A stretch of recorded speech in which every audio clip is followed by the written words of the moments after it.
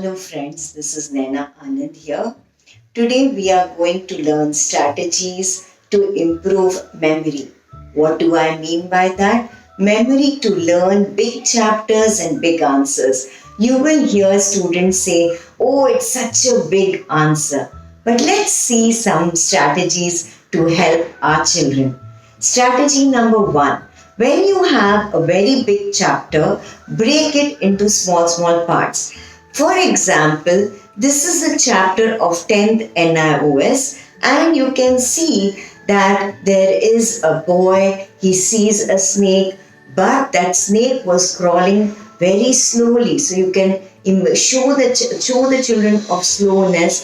Then you can see that the child has the snake saw the child and hit into a small vessel, into a coconut shell, sorry. And then the boy, what he does, he takes a stone and he puts it on the coconut shell, runs, shows it to his grandmother. She's shocked, and the grandfather comes. Now, when you look at a big chapter in small chunks and the children are able to see, they are able to visualize it better. But before I talk about that, let me say that there are two types of ways of learning. One is if you are a visual learner that you like to see colors, you are able to see everything in photographic form, or if you're auditory learners where you hear things and learn better. So this first tip is for visual learners where a chunk of the chapter is made colorful and made into small parts. Right now we have taken the English chapter 1 of NIOS and made it into small parts so that a child can understand. Tip number 2 for visual learners, you can also take a chapter and make various spellings of it and make the chapter into various points. Okay, just like we did this for vocabulary, we can also do it with the various points of the chapter, which makes the child able to learn better. Tip number 3. You can also use a flashcard for an answer. You write the answer, only the question and the answer, and draw a diagram of whatever are the points. Behind, you can make the child write only the main points of the answer. This helps the child to remember better. Tip number 4.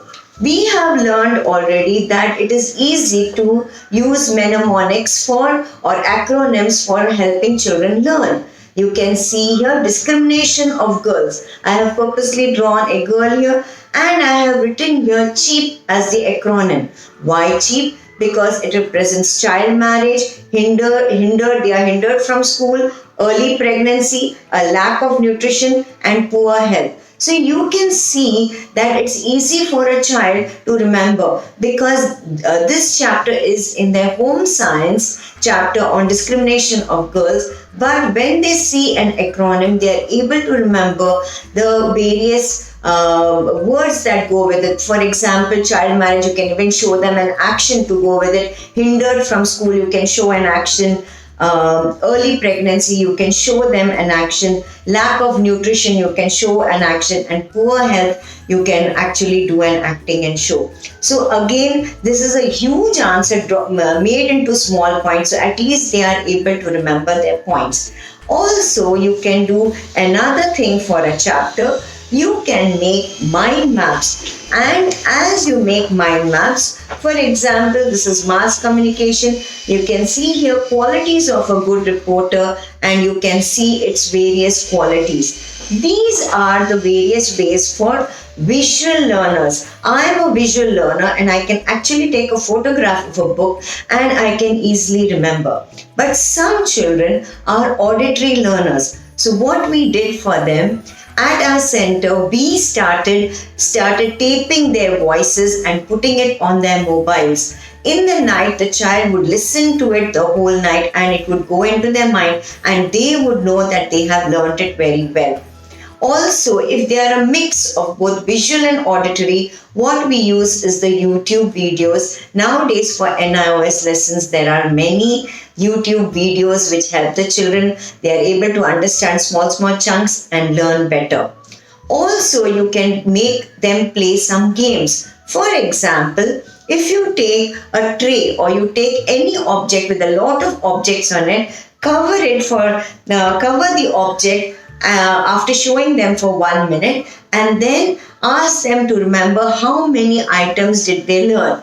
So with that, the children can learn ways of improving their memory. You can also have various letters put in sequence and ask them to memorize, or you can even ask them to sing an answer or sing a song to them. For example, when my daughter was small, she learned the spelling of Dasera by a song, Dussehra.